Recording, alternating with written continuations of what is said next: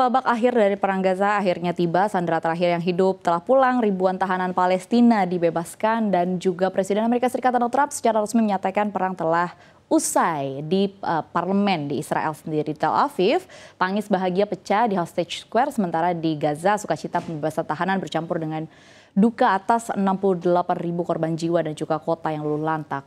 Senjata memang telah diturunkan, tapi kebijakan atau kekuasaan raksasa baru dipertanyakan. Pertanyaannya bukan lagi berkaitan soal perang, tapi apa yang akan datang setelahnya, dan memang apakah ini awal dari perdamaian abadi atau hanya jeda sebelum memasuki babak konflik baru yang lebih rumit. Dan juga yang tadi baru saja kita saksikan, ada terjadi sebuah komunikasi diplomasi. Bisa dikatakan sebagai komunikasi diplomasi yang bisa dikatakan juga informal. Saya cukup berhati-hati menyampaikannya begitu karena memang ini kan seperti yang kita lihat, kedua kepala negara ini tidak sadar bahwa mikrofon yang berada di dekat mereka ini masih menyala. Ada beberapa kata yang akhirnya ditangkap oleh media-media asing yang akhirnya disadur oleh CNBC Indonesia dan akhirnya dibuat menjadi berita.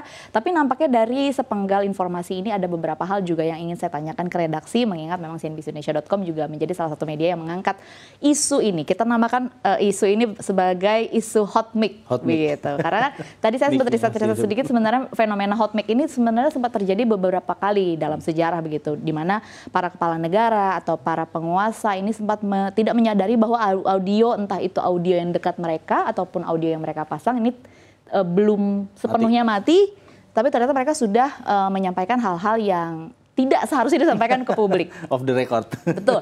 Jadi pertanyaan saya juga akan berhati-hati begitu. Di panggung diplomasi global sendiri, batasan antara katakanlah urusan negara dan juga kepentingan ekonomi ini kan bisa dikatakan tipis begitu ya, ambigu begitu. Tapi secara umum kalau dari redaksi melihat bagaimana seorang pemimpin negara idealnya menavigasi situasi seperti ini, terutama saat berhadapan dengan pemimpin seperti Donald Trump yang latar belakang bisnisnya juga sangat kuat. Mungkin boleh dari Mas Luki, silakan. Ya, pertama ini sesuatu yang cukup jarang terjadi ya, sehingga menjadi perhatian ya bagaimana pembicaraan informal setelah pertemuan resmi ya KTT berlangsung.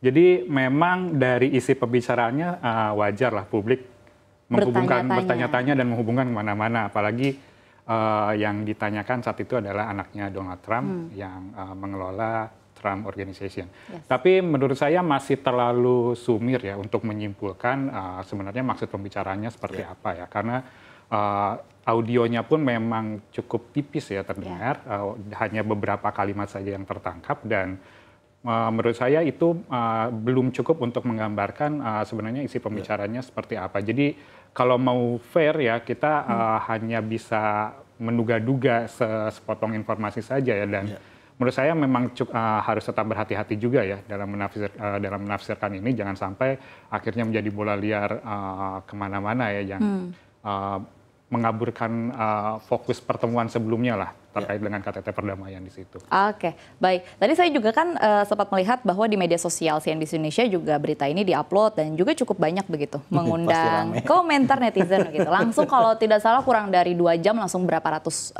komentar.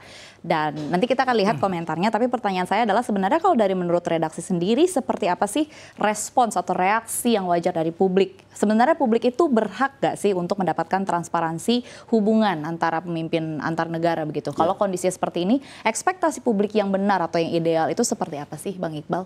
Ya, kalau saya melihatnya Presiden Prabowo dengan Trump ini kan memang belum pernah bertemu secara formal ya, dalam artian one on one itu belum pernah.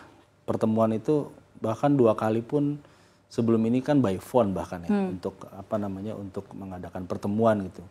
Jadi saya melihat ketika kemarin itu ada kesempatan di pertemuan Gaza itu, ya pastilah beliau gunakan kesempatan itu ya untuk berbicara hal-hal yang mungkin sebenarnya kalau bisa bertemu secara langsung selama ini lebih enak gitu kan. Bahkan kalau kita ingat kita pernah bahas juga tarif aja by phone gitu. Betul. Kan, maksudnya untuk hal-hal yang seperti itu. Tapi saya lihat juga tadi ketika Presiden tiba di Halim, tidak ada penjelasan juga ya soal itu gitu. Lebih kepada bagaimana apa yang dia lakukan selama di sana, menyiapkan pasukan dan seterusnya. Sebenarnya yang udah sering disampaikan juga. Benar. Dan teman-teman jurnalis juga tadi tidak ada kesempatan untuk bertanya ya, untuk mengonfirmasi secara lanjut gitu apa makna dari perbincangan itu gitu. Kejadian ini. Kejadian itu. Yes. Tapi kalau saya melihatnya memang Presiden juga sekarang dia juga memandang bahwa Trump ini kan jadi satu apa ya, mungkin semacam fenomena juga ya selama kepemimpinannya gitu. Jadi